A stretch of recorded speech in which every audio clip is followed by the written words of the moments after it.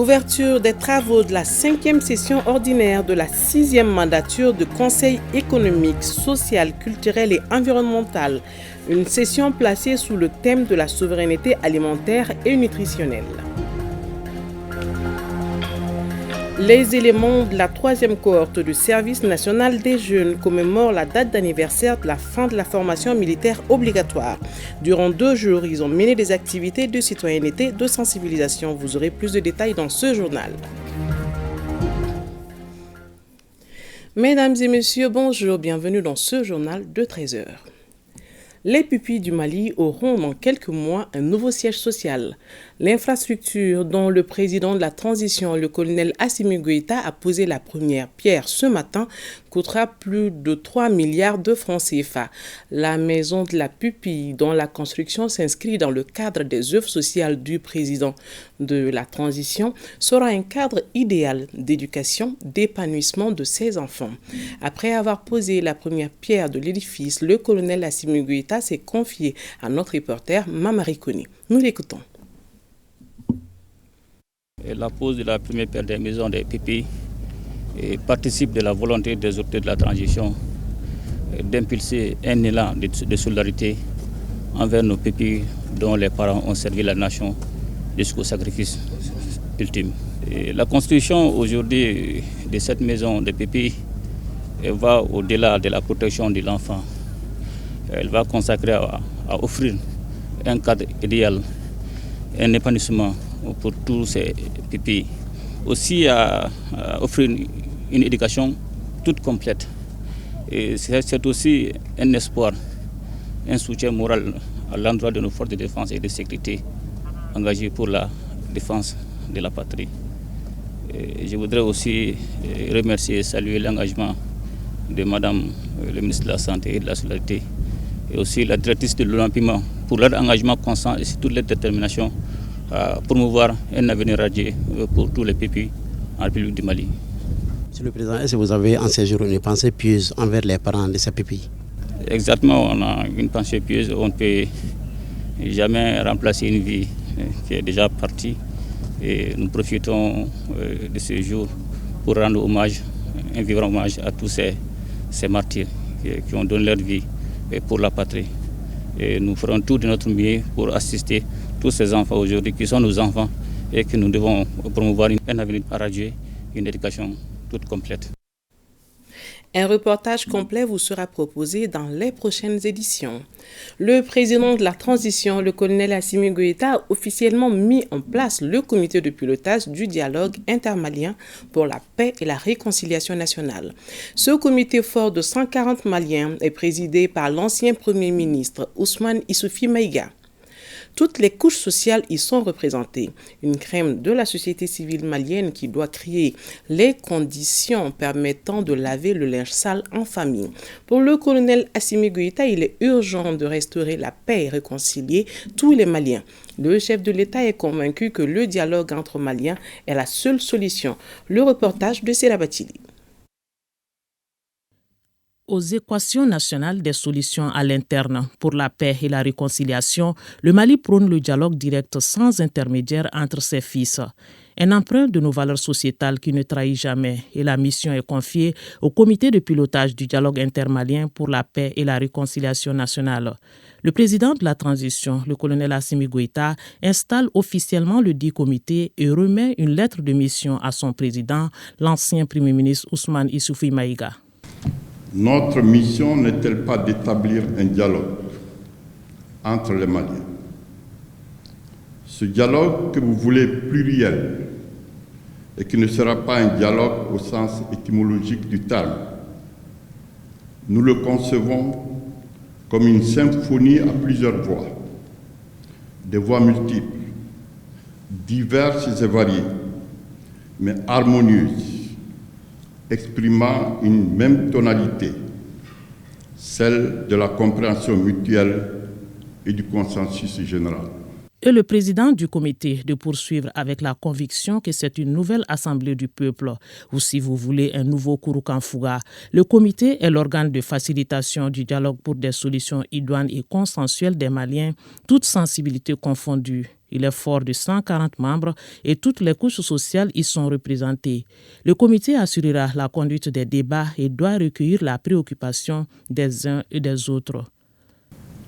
Notre comité ne manquera pas, cependant, ni de vigilance, ni de rigueur pour la conduite des débats dans le strict respect de nos valeurs de culture. Il sera également très critique sur les propositions et suggestions des uns et des autres afin d'en extraire la substantifique moyenne. Démarrage donc d'un processus destiné à aboutir à l'apaisement des cœurs et au retour de la grande fraternité légendaire entre les fils et filles de la nation Mali. Le bateau Mali a certes vacillé, mais il se redresse et poursuit son cours. Un pan de l'histoire qui est rappelé par le président de la transition, colonel Assimi Goïta. Le peuple malien qui a souffert les martyrs durant des années revient de loin. En des moments de son histoire récente, certaines personnes n'auraient pas parié sur la possibilité pour lui de reconquérir ses terres, encore moins de réconcilier ses enfants. Oui, le Mali éternel a vacillé, mais il ne s'est pas écroulé, contrairement à certaines prédictions. Nous devons cela à notre histoire millénaire, marquée par l'existence des grands empires et royaumes qui ont réalisé un brassage socio-culturel donnant naissance à des communautés ayant toujours vécu en symbiose et dans la complémentarité. Nos ancêtres ont inventé des institutions et des relations sociales qui ont créé l'harmonie et la solidarité entre les personnes et les groupes.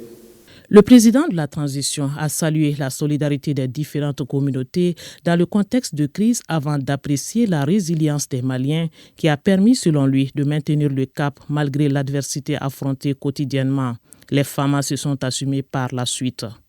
Grâce à la bravoure et au don de soi des FAMA, notre État a recouvré son autorité sur l'ensemble du territoire dont certaines avaient voulu faire une enclave en ayant pris le soin d'opposer les enfants du même pays.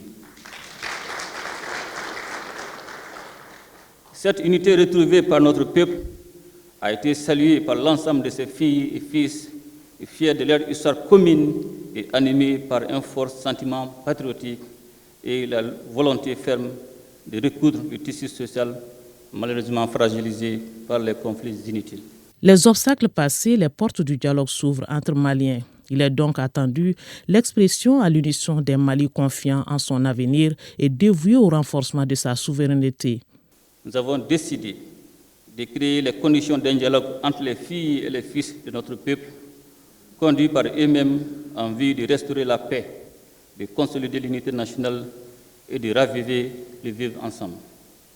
Ceci était d'une urgente nécessité, tant l'accord pour la paix et la réconciliation issu du processus d'Alger était devenu pour certains acteurs un fonds de commerce et un moyen de prolonger la souffrance de nos populations meurtries. C'est la raison pour laquelle les autorités de la transition ont décidé, en toute responsabilité, d'y mettre fin. Nous avons tous les atouts pour réussir un dialogue direct entre les Maliens, garanti par l'ensemble de la communauté. Il nous faut donc puiser dans notre histoire pour construire une mémoire collective, à la fois pour notre génération actuelle et future, afin que nous ne retombions plus jamais dans des situations de déchirement. Un espoir de retrouvailles de tous les Maliens engagés pour la paix et la réconciliation. Un appel à l'union sacrée autour de la patrie pour ne pas laisser la place à la division. La souveraineté alimentaire et nutritionnelle est d'abord et avant tout une production nationale et non des importations successives et ruineuses par le biais du commerce. Cette déclaration a été faite ce matin par le président du Conseil économique, social, culturel et environnemental, M. Yacouba Katili. C'était lors de l'ouverture des travaux de la 5e session ordinaire de la 6e mandature. Une session placée sous le thème de la souveraineté alimentaire, nutritionnelle. Le reportage de Mamadi Kone.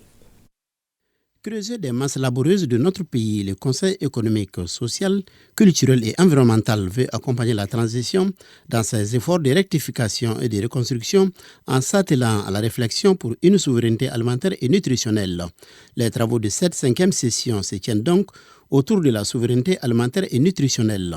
La souveraineté alimentaire et nutritionnelle est d'abord et avant tout une production nationale et non des importations successives et ruineuses par les biais du commerce. C'est cette pratique qui a fait de notre pays les marchés de l'agriculture des pays lointains comme ceux d'Asie, d'Amérique et d'Europe et transformé en arrière-pays, les pays côtiers de l'Afrique occidentale alors qu'on était leur grenier. Plus de pillages, d'incendies des champs œuvrant alors à la souveraineté alimentaire et nutritionnelle. Pour une diversification des productions agricoles, le Conseil économique, social, culturel et environnemental a son idée. Nos réflexions devront porter aussi sur les destinations à donner à l'apport budgétaire à ces secteurs. Son éparpillement entre culture vivrière et culture commerciale ne nous semble pas être une option déterminée pour la diversification de la production et la production en grande quantité des cultures vivrières. La volonté de consacrer ces budgets sur quelques spéculations de grande consommation nous paraît plus opportune, même si l'essentiel sera consacré à quelques zones dont les capacités naturelles permettent des productions suffisantes à nourrir tous les pays. Lors des travaux de la session, un regard sera porté sur l'utilisation des intrants agricoles, une situation qui accentue notre dépendance des industries d'engrais.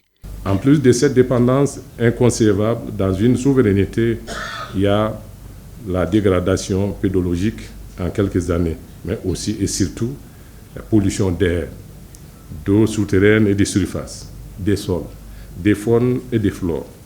Il faut donc arrêter de soutenir l'usage des intrants chimiques, des pesticides, des herbicides qui, certes, peuvent augmenter les tonnages des récoltes sans grande qualité quand nutritives, mais occasionnent aussi les maladies en expansion dans notre pays. Selon Yacouba Katele, parler de souveraineté alimentaire et nutritionnelle, c'est aussi parler d'élevage, de pêche et de cueillette. Il nous faut une agriculture saine, un élevage contrôlé, des investissements de transformation et de conservation, le contrôle chimique et fumier des aliments nous menant de l'extérieur comme ceux de l'agriculture et de la pêche notamment. Les conclusions issues des 15 jours de réflexion seront transmises au gouvernement. Déjà, à travers cette réflexion, les membres du Conseil veulent montrer que la faim ne doit pas être une fatalité au Mali tant que nous disposons de l'eau et du soleil. À l'ouverture des travaux, Yacouba Katele a salué la volonté du président de la transition de faire participer la société civile à la discussion en vue de la résolution des problèmes de la nation. Je vous l'annonçais dans les titres, les éléments de la 3e cohorte du service national des jeunes commémorent la date d'anniversaire de la fin de la formation militaire obligatoire, la date du 2 février 2023. Ce premier anniversaire est un signe de la réussite de la formation donnée par les encadreurs du service national des jeunes. Durant 2 jours, ils mèneront des activités de citoyenneté et de sensibilisation. Daouda Kone nous en dit plus. Venus nombreux pour la commémoration du premier anniversaire de la fin de la formation de la 3e cohorte, les invités ont eu à donner du sang et suivre un panel sur le statut particulier de la réserve des forces armées du Mali. Les éléments de cette cohorte, baptisée Feu Mohamedou Djibo, montrent à travers cet événement qu'ils sont une famille.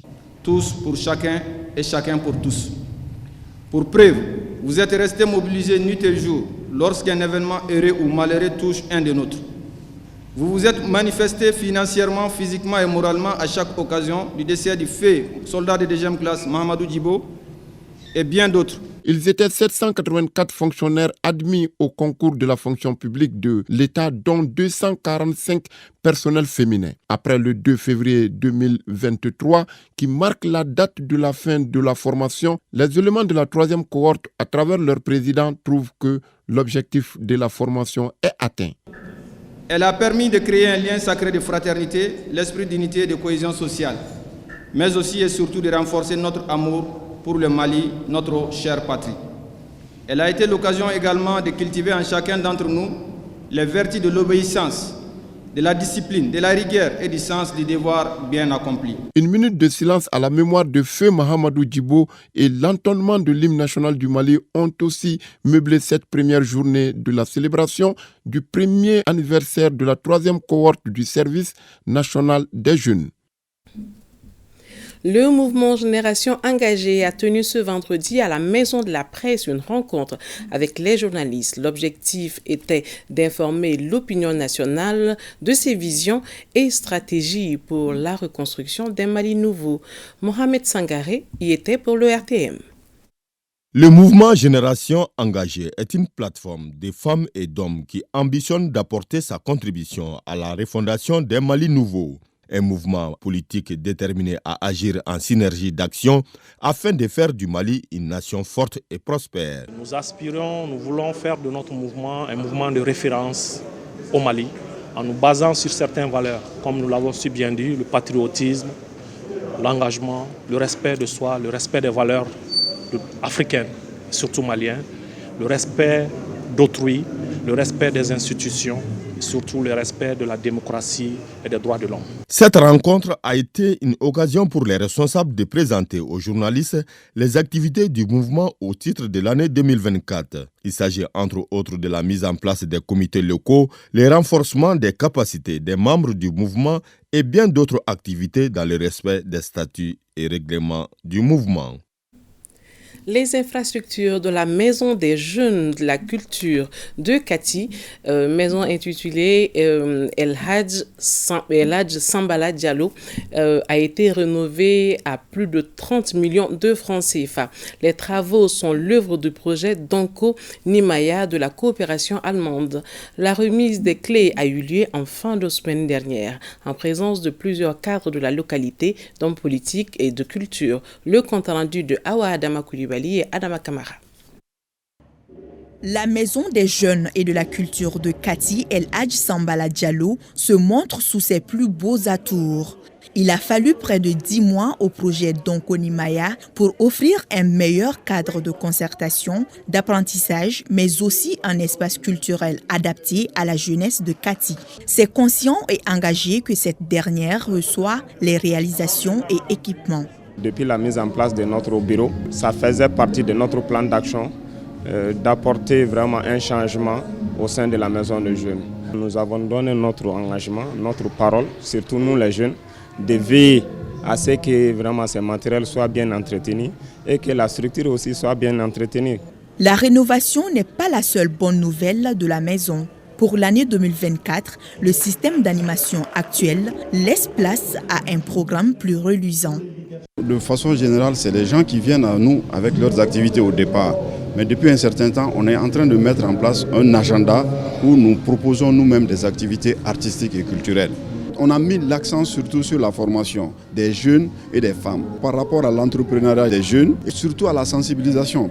Deuxième réhabilitation depuis son inauguration en 2003, la Maison des Jeunes de Kati a été sélectionnée parmi tant d'autres lors d'un appel d'offres de la coopération allemande.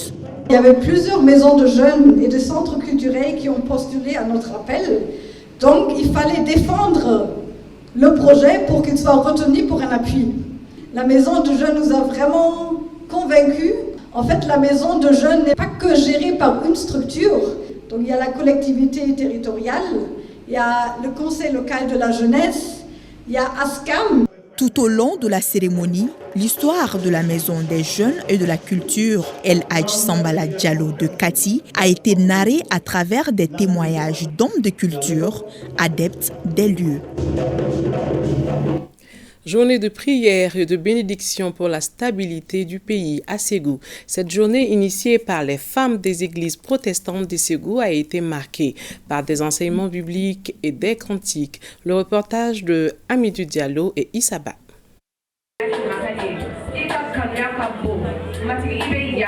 Après 3 jours de jeûne, les femmes des églises protestantes de Ségou se sont mobilisées à travers cette journée de prière pour un Mali apaisé et une transition réussie. Nous sommes là aujourd'hui pour prier le Seigneur pour que Dieu nous entende. Et nous cherchons la paix dans toutes les régions du Mali, la paix hors du Mali. Au cours de la journée, des enseignements bibliques ont été donnés à ces femmes afin qu'elles œuvrent toujours pour la stabilité du Mali. Vous vous êtes levés aujourd'hui comme une seule cohorte pour intercéder en faveur de notre beau pays, le Mali. Nous saluons votre courage et votre bravoure en vous privant de nourriture et de sommeil pour rechercher le bien du pays. Des cantiques ont meublé cette journée de prière à l'église centrale protestante de Ségou.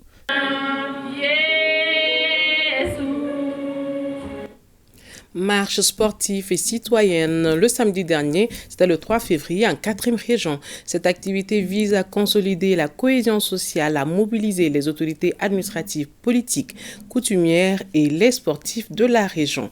Amitou Diallo nous en dit plus. À Ségou, on marche à un rythme bien cadencé pour le Mali et pour la citoyenneté. Cette marche sportive citoyenne est partie du gouvernorat au rond-point de l'Optaniana Korofomba en passant par la place de l'Indépendance pour prendre fin au gouvernorat. C'est l'occasion pour moi quand même de féliciter et de remercier l'ensemble des participants, venus nombreux quand même, malgré les multiples occupations, malgré le froid aussi, participer à cette marche citoyenne que nous voulons vraiment pérenne pour consolider notre solidarité, pour consolider notre vivre ensemble. L'initiative est saluée par les marcheurs. La marche sportive citoyenne apporte beaucoup de choses pour moi. La citoyenneté, c'est la base de la société. La marche sportive citoyenne, ça corrige beaucoup de tares chez les personnes surtout âgées, parce que ça fait dégager de l'énergie. La dite marche, deuxième édition de l'année 2024, a enregistré entre autres la participation des responsables des services publics, des ONG, des étudiants et des sportifs.